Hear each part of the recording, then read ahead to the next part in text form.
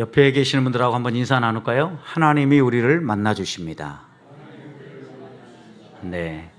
하나님은 우리를 찾아오시는 분이시고 만나 주시는 분이시고 말씀해 주시는 분이십니다. 우리가 하나님을 만나고자 갈망하면 하나님은 어김없이 우리에게 찾아오시고 또 찾아오셔서 우리가 무엇 때문에 하나님을 간절히 만나기 원하는지 그 소원을 물으시고 또 그 소원을 응답해 주시는 하나님입니다. 우리가 하나님을 바라보고 하나님을 만난다라는 것은 하나님 앞으로 나아가는 일이기도 합니다. 여러분 생각해 보십시오. 우리가 사는 세상에서 하나님 앞으로 가까이 나아간다고 할 때 문은 두 세계를 연결시켜주는 매우 중요한 도구입니다. 방 밖에서 방 안으로 들어가려고 하면 반드시 문을 통과해야 되는 것처럼 우리들이 살아가는 이 세상에서 하나님을 만나기 위해서 하나님 앞으로 나아가려고 하면 반드시 예배당이라는 문을 통과해서 들어와야 되는 것처럼 하나님을 만날 그 공간 앞으로 하나님이 임재 계신 그 앞으로 마음의 문을 열고 반드시 나아가야 합니다. 하나님께서 우리가 마음의 문을 열고 하나님 앞으로 나아가면 우리의 이 마음을 받으시고 응답하시는데요. 오늘 우리가 함께 읽었던 이 말씀은 유대인들이 유월절이 되면 불렀던 노래라고 얘기합니다. 여러분 유월절에 불렀다라고 하면 이게 무엇을 감사하는 시인지 금방 알겠죠? 하나님이 구속해 주신 것, 애굽에서 건져 주신 것, 이것에 대한 감사지요. 그리고 건져 주셨을 뿐만 아니라 그들을 그냥 구원하시고 내버려 둔 게 아니라 광야길을 잘 인도해서 결국 하나님이 약속하신 약속의 땅까지 인도하신 것, 이것을 돌아보면서 하나님께 감사했던 절기가 유월절이지 않습니까? 그래서 이 시편 118편은 우리에게 이렇게 시인 다윗은 노래합니다. 하나님은 내 편이시다. 하나님은 내 편이시다. 내가 하나님께 피하는 것은 복이다. 이렇게 이야기를 하는 겁니다. 여러분 생각해 보십시오. 하나님 놀라운 은혜로 구원받은 백성이 곰곰이 생각을 해보니까 내가 특별히 하나님께 구원받을 만한 일들을 하지 않았음에도 불구하고 하나님이 베풀어 주신 은혜를 생각해 보니까 하나님이 나를 사랑하시는구나. 하나님이 내 편이시구나. 그러니 내가 그 하나님께 피한다고 하면 내 편이신 그 하나님께서 나를 위해서 일하실 거라는 확신이 생기는 거죠. 그러면서 이 시인 다윗은 이 118편 우리가 읽기 전 앞부분 보면 하나님이 내 편일 뿐만 아니라 하나님께 피하는 자마다 하나님이 외면하지 아니하고 구원하여 주실 뿐만 아니라 놀라운 은혜를 베풀어 주신다라는 것을 고백했죠. 실제로 여러분 생각해 보십시오. 성도가 승리하는 것은요, 세상의 그 무엇과 그 힘이 아니었어요. 가장 이것을 극명하게 보여주는 성경의 이야기는 다윗과 골리앗의 싸움 이야기예요. 여러분 골리앗과 다윗을 한번 얼른 떠올려 보십시오. 당대 가장 키도 크고 무기도 좋았고 갑옷도 가장 튼튼한 갑옷이었고 누가 봐도 저 사람이야말로 진짜 장수 중의 장수다 이렇게 이야기할 사람이 골리앗이었죠. 여러분 그런데 다윗은 어떤 상황이었습니까? 이제 막 소년의 티를 벗고 청년으로 나아가던 때입니다. 이스라엘이 군인을 징집하는데 다윗은 아직 어리니까 너 좀 나이가 먹고 와 라고 이야기해서 형들만 군대에 징집되어진 경우입니다. 여러분 그렇다면 소년이죠 아직. 그런데 이 소년이 어떻게 골리앗을 무너뜨릴 수 있었겠습니까? 하나님을 모욕하고 하나님을 대적하는 골리앗을 보는 순간 다윗의 마음 가운데 하나님을 향한 경외심과 충성심이 살아났어요. 그러면서 골리앗에게 이렇게 선포합니다. 너는 칼과 단창을 가지고 내게 나오지만 나는 너가 모욕하고 너가 대적하는 그 하나님의 이름을 가지고 너에게 나아간다. 여러분 다윗이 붙잡았던 것은 만군의 여호와 하나님의 이름이었어요. 무기, 그 손에는 물맷돌밖에 없었어요. 평소에 그가 쓰던 어떻게 보면 자기가 가지고 있었던 유용한 도구였을지는 모르지만 전장터에 있는 사람이 보기에는 장난감처럼 보였을 물맷돌이었죠. 그렇지만 여호와의 이름을 의지하고 나아갈 때 하나님은 다윗의 실력에 은혜를 베푸시고 함께 하심으로 그 삼척 키의 건장한 장수를 넘어뜨려 주신 겁니다. 그 놀라운 은혜를 맛본 이 다윗이 오늘 이 시를 쓸 때 어떻게 생각하고 썼겠어요? 맞아, 하나님이 내 편이 아니었다면 골리앗 앞에 갔을 때 어떤 일이 벌어졌겠어요? 완전히 기죽음이죠. 그거는 누가 봐도 그 거대한 장수 앞에 소년이 나가서 싸운다라는 건 상상도 할 수 없는 일이에요. 하나님이 내 편이고 하나님이 내 편에 서서 내가 그에게 피했을 때 도와주셔서 이길 수 있었다라고 고백을 하는 겁니다. 그래서 이 시편을요, 종교개혁자였던 마르틴 루터는요, 내가 가장 사랑하는 시편이라고 이 시편 118편을 고백했어요. 왜 그러냐 그랬더니 여러 번 이 시편에 내가 끌렸는데 이 시편이 나를 수많은 환난으로부터 건져주었기 때문이다 라고 루터는 고백했어요. 제왕이나 힘 있는 그 누구도 도와줄 수 없을 때 내가 이 시편을 읽고 이 시편 앞에 나아갔을 때 이 시편이 나로 하여금 이기게 해주셨고 일으켜 주셨다라고 루터는 고백했어요. 루터만이 아니라 어려움 가운데, 질병 가운데, 죽을 병에서 고침을 받았던 김정준 목사님은 이 시편 118편을 뭐라고 했냐면 17절과 18절에서 내 삶의 의미를 되찾았기 때문에 이 시편은 나의 시편이다. 내가 가장 내 마음에 두고 내가 사랑하는 시편이다. 그랬어요. 17절 보십시오. 무슨 얘기인지. 내가 죽지 않고 살아서 여호와께서 하시는 일을 선포하리라. 여호와께서 나를 심히 경책하셨어도 죽음에는 넘기지 아니했다. 여러분, 우리가 고난을 겪을 때 때때로 실수하기도 하고 또 우리가 잘못하기도 해서 하나님의 책망을 받을 때도 있어요. 경책을 받아요. 따끔하게 혼을 나요. 그렇지만 하나님이 우리를 어디에는 내버려 두지 않아요? 완전히 망하도록 죽음으로는 내놓지 않으신다라는 거예요. 그 죽을 병에 걸려서 다시 회복되는 그를 생각하면서 이 17절 18절을 보면서 이게 딱 나에게 주는 말씀이구나 라고 이 김 목사님은 하나님께 감사를 했던 것입니다. 사랑하는 성도 여러분, 여러분의 힘은 무엇입니까? 여러분이 정말 힘들 때 딱 붙잡는 것은 무엇입니까? 오늘 시인 다윗처럼, 그리고 우리의 믿음의 선배들이 그랬던 것처럼 저는 하나님이 우리의 힘이 되어지고 내가 가장 어려울 때 제일 먼저 생각나는 분이 되기를 축복합니다. 그래서 19절 보십시오. 세상 그 무엇과도 비교할 수 없는 하나님을 시인 다윗은 이렇게 얘기했습니다. 내가 의의 문들을 열지어다. 내가 그리로 들어가서 여호와께 감사하리로다. 이는 여호와의 문이라. 의인들이 그리로 들어가리라. 의의 문, 여호와의 문 안으로 들어가서 내가 하나님을 예배하고 하나님께 찬송하고 하나님을 노래하리고 하나님께 감사하리라 라고 그는 고백하고 있는 겁니다. 우리가 소망하며 들어가야 될 여호와의 문, 그 문은 무슨 문입니까? 우리가 여호와의 문을 통과해서 주 앞에 나아가서 고백해야 될 것은 무엇입니까? 이스라엘 백성들이 하나님을 예배했던 성전에는 여러 개의 문이 있었다 그러죠. 우리가 얼른 봐도 성전 미문에 앉았던 나면서부터 못 걷는 사람 이야기, 양의 문, 여러 문들이 있었죠, 여러분. 그러니까 성전 안에 다양한 문들이 있었어요. 그런데 이런 다양한 문들이 있는 것처럼 우리들이 하나님 앞에 문을 열고 나아가서 우리의 삶 가운데 열어야 될 문은 어떤 문이냐는 거예요. 여호와의 문을 통과해서 나아간다고 할 때 오늘 본문은 몇 가지 문을 이야기하는데 첫 번째는요, 구원의 문이에요. 14절을 보십시오. 여호와는 나의 능력과 찬송이요 나의 구원이 되셨도다 그랬어요. 여러분, 우리가 여호와의 문을 통과해 올라가서 그 문 안에 올라가서 확실하게 확인해야 될 문은 어떤 문이에요?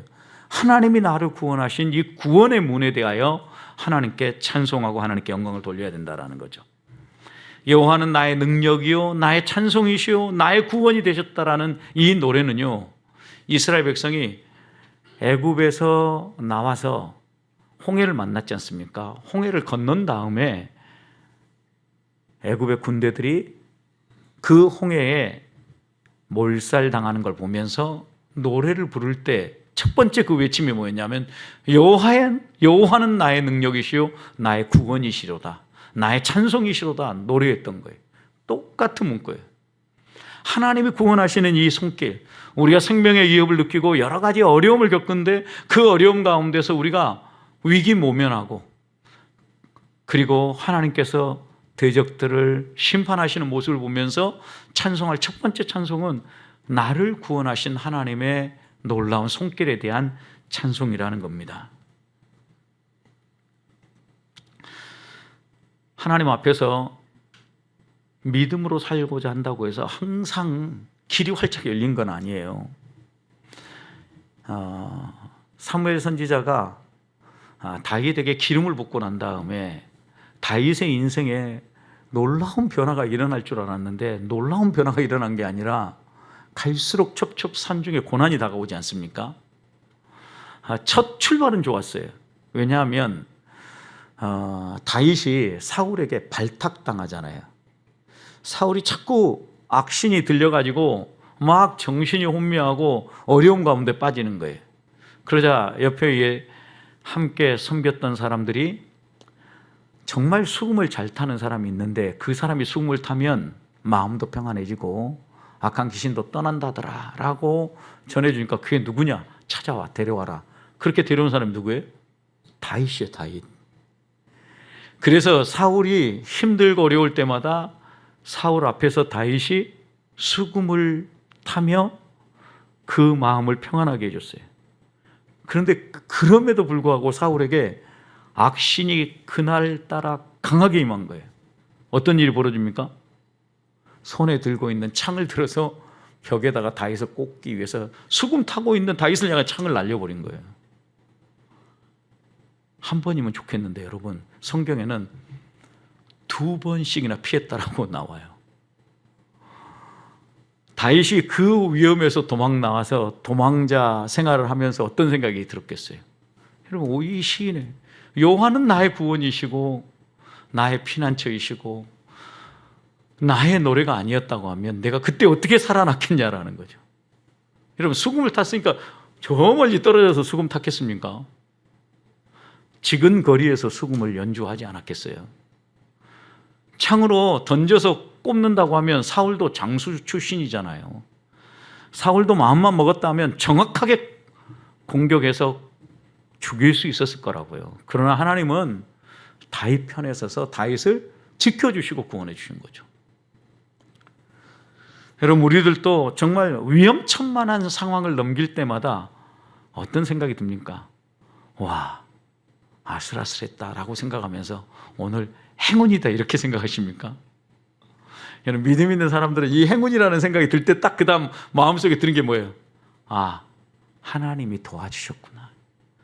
야, 이게 몇 초만 차이 있어도 큰일 날 뻔했는데 이런 마음이 들 때 많죠.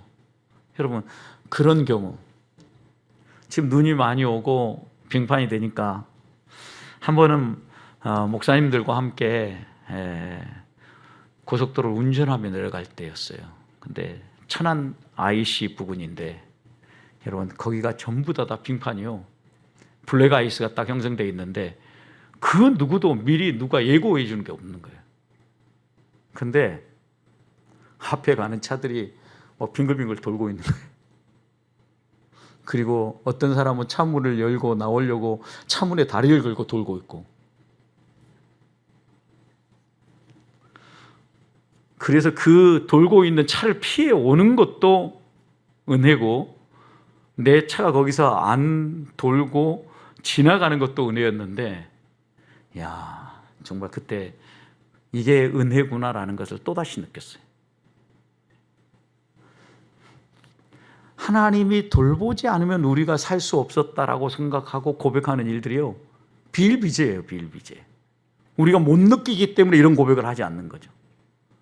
여러분, 그래서 우리가 여호와의 문을 통과해서 하나님 앞에 나아가서 발견해야 될 문이 있다고 하면 하나님이 우리를 위해서 열어놓으신 구원의 문을 반드시 볼 수 있어야 돼요.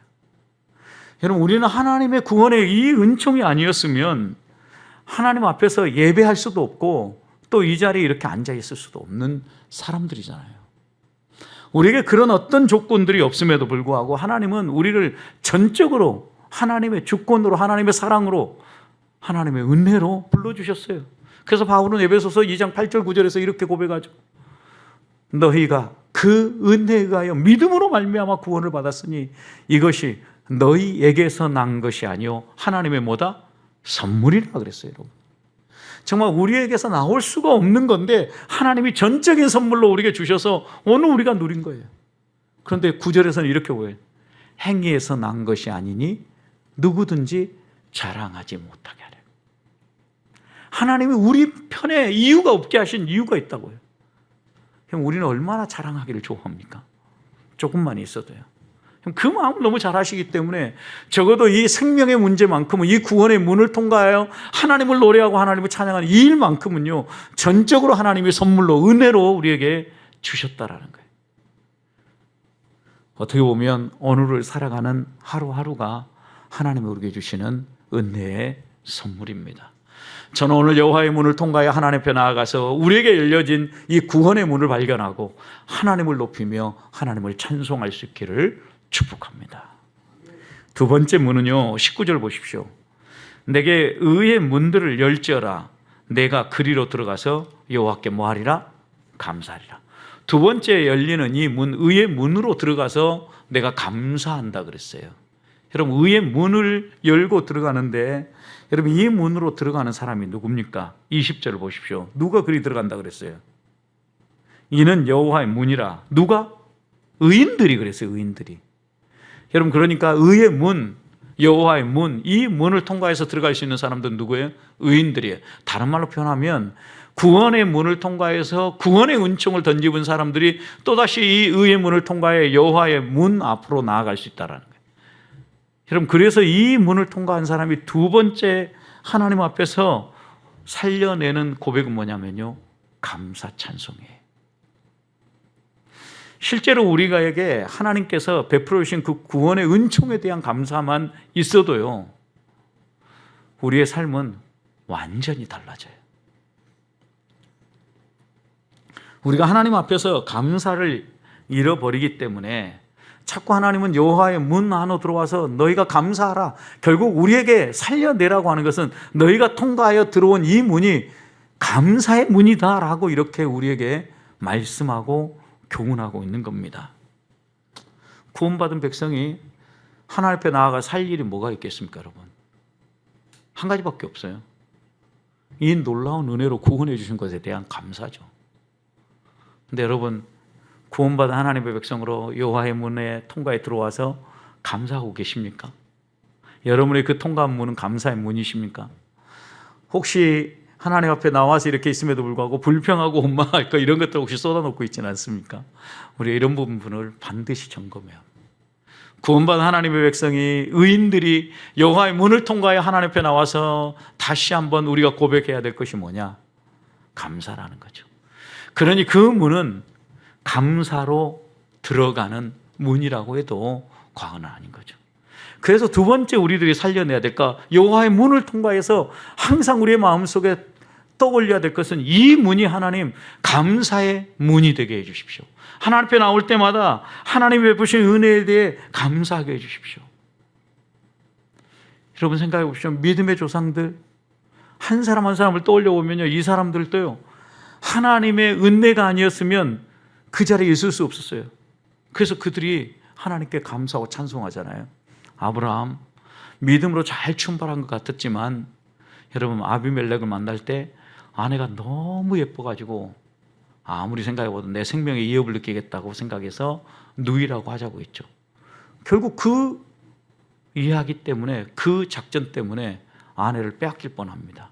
여러분, 근데 하나님 어떻게 하십니까? 구원의 은총을 베풀어 주시잖아요. 밤에 아비멜렉이 딱 나타납니다. 뭐라고 얘기합니까? 야, 손대지 마라. 그 사람은 남편이 있는 사람이다. 만약 너 손댄다면 너희 집안의 태 다 닫아버릴 거야. 하나님 분명하게 얘기한 거예요. 하나님이 지켜주지 않았으면 아브라함은요 꼼짝없이 아내를 빼앗길 뻔한 거죠. 여러분, 하나님이 지켜주신 거죠. 왜요? 그를 통하여서 믿음의 가문이 나오고 이스라엘 백성이 나오도록 계획하셨기 때문에 지켜주신 거죠. 하나님의 뜻이 있어서 지켜주시는 거예요. 하나님의 일들을 할 수 있도록. 여러분, 요셉도 보십시오.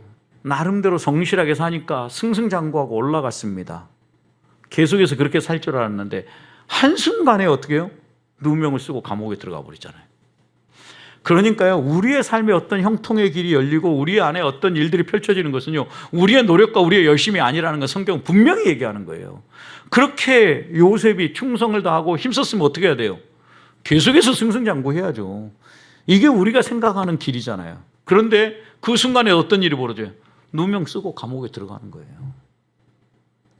하나님의 이유가 있어서 그렇게 하긴 하셨지만 여러분 생각해 보십시오. 그런데 감옥에 들어갔을 때에도 하나님이 창세기 39장 21절 보면 이렇게 얘기합니다. 여호와께서 요셉과 함께 하시고 그에게 인자를 더하시니라. 은혜를 베풀어 주신 거예요.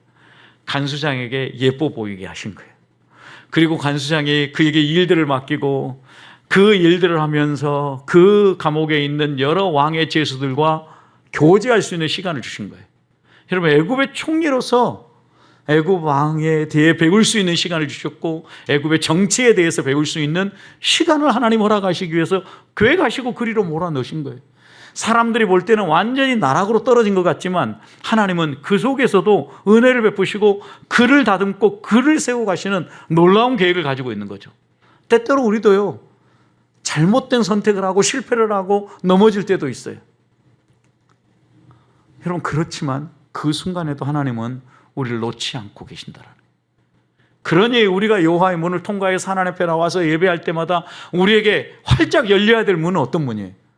감사의 문이라는 거예요.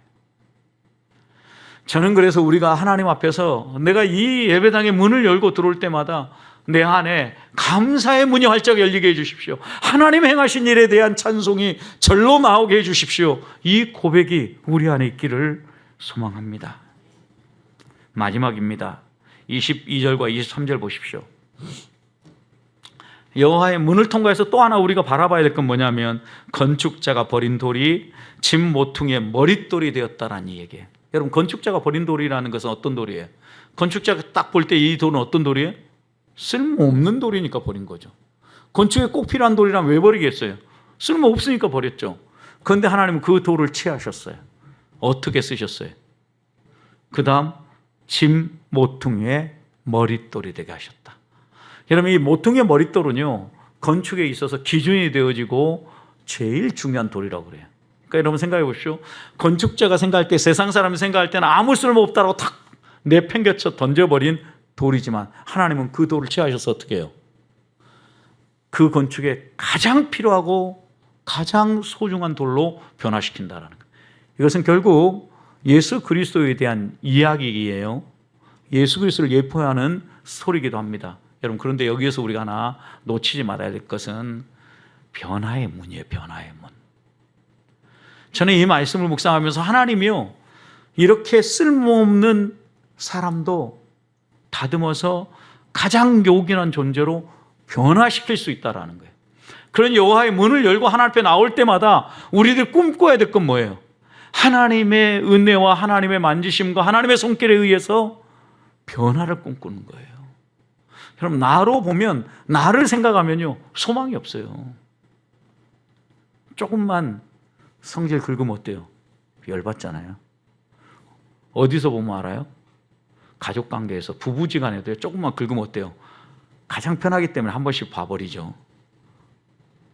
여러분, 이런 마음들이 우리 안에 여전히 남아있는 걸 보면 우리는 참 잘 안 고쳐지는 사람들이에요. 그런데 우리에게 소망이 있는 이유는 한 가지예요.